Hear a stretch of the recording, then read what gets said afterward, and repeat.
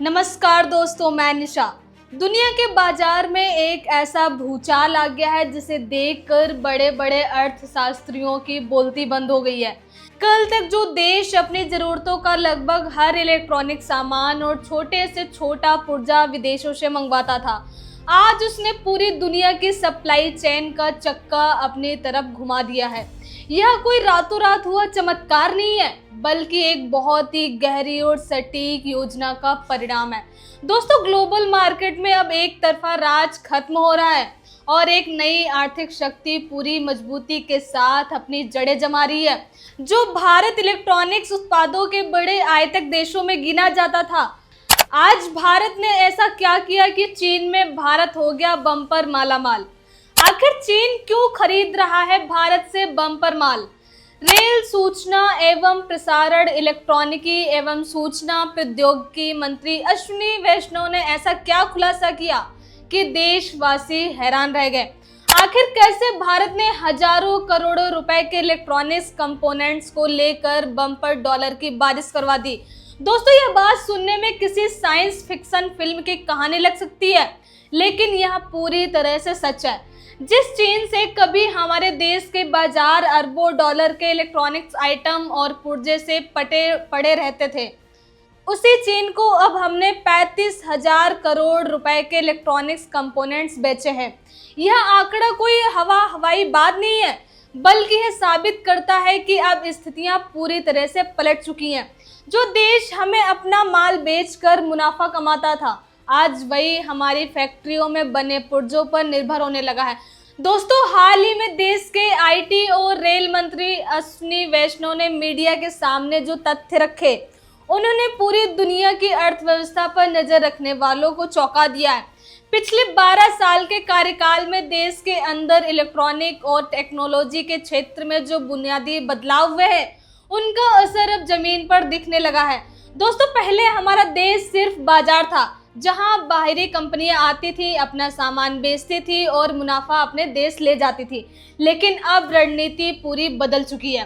दोस्तों, अब हमारा लक्ष्य सिर्फ चीज़ों को असेंबल करना नहीं है, बल्कि उन असली पुर्जों का निर्माण करना है जिनसे पूरा इलेक्ट्रॉनिक्स उद्योग सांस लेता है। अक्सर कुछ लोग इस पूरी तरक्की पर सवाल उठाते हुए कहते थे कि देश में सिर्फ स्क्रू ड्राइवर तकनीक चल रही है। दोस्तों, इस शब्द का मतलब यह होता है कि बाहर से सारे पुर्जे मंगा लो और या सिर्फ पेचकस लेकर उन्हें एक साथ जोड़ दो। इसे असेंबली कहा जाता है। लेकिन मंत्री अश्विनी वैष्णव ने इस आलोचना को पूरी तरह सिरे से खारिज कर दिया है। उन्होंने बिल्कुल साफ कर दिया है कि ताइवान, वियतनाम और खुद चीन ने भी शुरुआत इसी असेंबली वाले काम से की थी। किसी भी देश में सीधे ही माइक्रोचिप या मदरबोर्ड नहीं बनने लगते। पहले तैयार उत्पादों को जोड़ना सीखा जाता है, फिर उसके मॉड्यूल बनाए जाते हैं और उसके बाद सबसे जटिल पुर्जों का निर्माण शुरू होता है। और आज हम ठीक उसी सबसे जटिल और मुनाफे वाले दौर में प्रवेश कर चुके हैं। दोस्तों, ये समझना बहुत ज़रूरी है कि यह पुर्जे या कंपोनेंट्स होते क्या हैं। जब आप कोई मोबाइल या लैपटॉप खोलते हैं तो उसके अंदर एक हरी सी प्लेट दिखती है जिसे मदरबोर्ड कहते हैं। उस पर छोटे छोटे काले चिप्स, ट्रांजिस्टर और कैपेसिटर लगे होते हैं। दोस्तों, यही वो असली चीज़ें हैं जो किसी भी डिवाइस का दिमाग होती हैं। पहले ये सब 100% बाहर से आता था, लेकिन अब सरकार का पूरा फोकस इन्हीं छोटे लेकिन सबसे महंगे पुर्जों को अपने ही देश में बनाने पर है। दोस्तों, इसी रणनीति ने चीन के दुनिया के फैक्ट्री वाले मॉडल को सीधी चुनौती दे डाली है। इस पूरी योजना को रफ्तार देने के लिए सरकार ने अपना खजाना खोल दिया है और एक बहुत ही शानदार स्कीम लॉन्च की है, जिसे इलेक्ट्रॉनिक्स कंपोनेंट मैन्युफैक्चरिंग स्कीम या ECMS कहा जाता है। यह स्कीम देश के लिए एक बहुत बड़ा गेम चेंजर साबित हो रही है। दोस्तों, इस स्कीम का सीधा सा फंडा है कि जो भी कंपनी देश के अंदर ये जटिल पुर्जे बनाएगी, उसे सरकार की तरफ से भारी आर्थिक मदद और रियायतें मिलेंगी। इस आसान और स्पष्ट नीति की वजह से ही आज दुनिया भर की कंपनियां अपना बोरिया बिस्तर समेट कर हमारे देश की तरफ रुख कर रही हैं। दोस्तों, आंकड़े गवाही देते हैं कि यह कोई छोटी मोटी पहल नहीं है। सरकार ने मार्च के महीने में इसी ECMS योजना के तहत 29 नए प्रस्तावों को हरी झंडी दिखा दी है। इन प्रस्तावों के जरिए करीब 7,104 करोड़ रुपए का सीधा निवेश होने जा रहा है और सबसे बड़ी बात यह है कि इस निवेश से लगभग 84,515 करोड़ रुपए का उत्पादन होने की उम्मीद है। दोस्तों आप खुद सोचिए, लागत से कई गुना ज्यादा का उत्पादन, और यह तो सिर्फ एक शुरुआत है। इससे पहले भी करीब 54,567 करोड़ रुपए के निवेश वाले 46 बड़े प्रस्तावों को मंजूरी मिल चुकी है। दोस्तों अब सबसे बड़ा सवाल जो हर इंसान के दिमाग में आता है कि इन सब चीजों से आम जनता को क्या फायदा हो रहा है, इसका सीधा जवाब है रोजगार। आज के समय में इलेक्ट्रॉनिक्स विनिर्माण क्षेत्र कोई छोटी इंडस्ट्री नहीं रह गई है। इस अकेले सेक्टर ने 25 लाख लोगों को सीधे तौर पर नौकरियां दी हैं, और ये कोई ऐसी वैसी नौकरियां नहीं है, बल्कि बेहतरीन क्वालिटी वाली हाईटेक नौकरियां हैं। दोस्तों जब एक फैक्ट्री लगती है तो सिर्फ इंजीनियरों को ही काम नहीं मिलता, बल्कि पूरी की पूरी सप्लाई चेन में रोजगार पैदा होता है। पैकिंग से लेकर ट्रांसपोर्टेशन, लॉजिस्टिक और मशीनरी के रखरखाव तक हर स्तर पर लोगों की जरूरत पड़ती है। 25 लाख नौकरियां इस बात का सबूत है कि यह सेक्टर देश की सबसे बड़ी रोजगार मशीन बन चुका है। दोस्तों इस वक्त पूरे देश में लगभग 75 नई कंपोनेंट फैक्ट्रियों का निर्माण कार्य बहुत तेज गति से चल रहा है। दिन रात काम हो रहा है ताकि ये फैक्ट्रियां जल्द से जल्द उत्पादन शुरू कर सकें। लेकिन सरकार यही रुकने वाली नहीं है। आने वाले 2 से 3 सालों के भीतर पूरे देश में करीब 250 नई फैक्ट्रियां स्थापित करने का एक बहुत ही आक्रामक लक्ष्य रखा गया है। दोस्तों जब ये 250 फैक्ट्रियां एक साथ काम करना शुरू करेंगी तो आप अंदाजा लगा सकते हैं कि कितना बड़ा आर्थिक बूम आने वाला है। यह लक्ष्य देश को ग्लोबल सप्लाई चेन का सबसे ताकतवर और अचूक खिलाड़ी बना देगा। दोस्तों आखिर पूरी दुनिया की नजरें हम पर क्यों टिक गई हैं?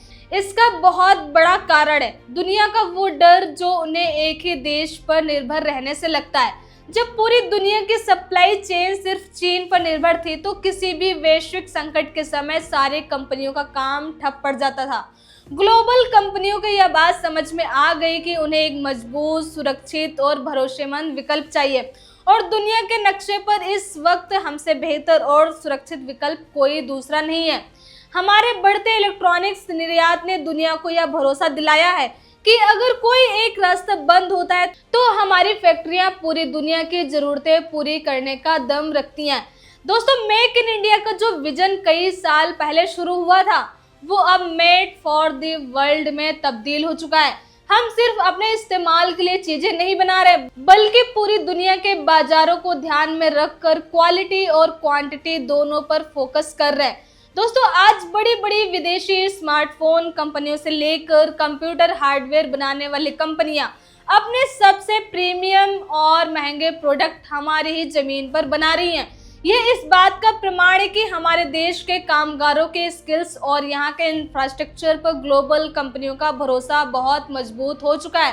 दोस्तों इस पूरी प्रक्रिया में सबसे ज्यादा नुकसान उस देश को हो रहा है जो कल तक इस पूरे बाजार का बेताज बादशाह बन बैठा था।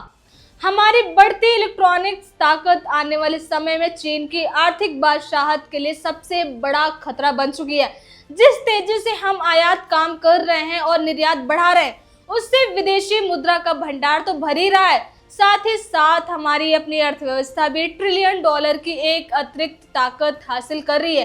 दोस्तों जब हम बाहर से सामान मंगाते हैं तो हमारा पैसा बाहर जाता है, लेकिन जब हम अपना बनाया सामान बाहर बेचते हैं तो विदेशी पैसा हमारे देश में आता है, और यही पैसा हमारे इंफ्रास्ट्रक्चर, सड़कों और विकास के काम में आता है। तो दोस्तों एक तरफ हम विदेशी निवेश को आकर्षित कर रहे हैं और दूसरी तरफ अपनी स्वदेशी कंपनियों को मजबूत कर रहे हैं, और तीसरी तरफ दुनिया के सबसे बड़े बाजारों में अपना माल एक्सपोर्ट कर रहे हैं। दोस्तों यह एक परफेक्ट मास्टर स्ट्रोक है। देश की यह नई मैन्युफैक्चरिंग डेस्टिनेशन वाली छवि इतनी मजबूत हो चुकी है कि कोई भी ग्लोबल इन्वेस्टर हमें नजरअंदाज करने की गलती नहीं कर सकता। हर बड़ी कंपनी को पता है कि अगर भविष्य के बाजार में टिकना है तो अपना बेस हमारे देश में ही बनाना पड़ेगा। दोस्तों अपनी राय कमेंट्स में जरूर बताइए कि क्या आपको लगता है कि हम जल्द इलेक्ट्रॉनिक्स के मामले में चीन को पूरी तरह पछाड़ देंगे, और हाँ तो कब तक। जय हिंद।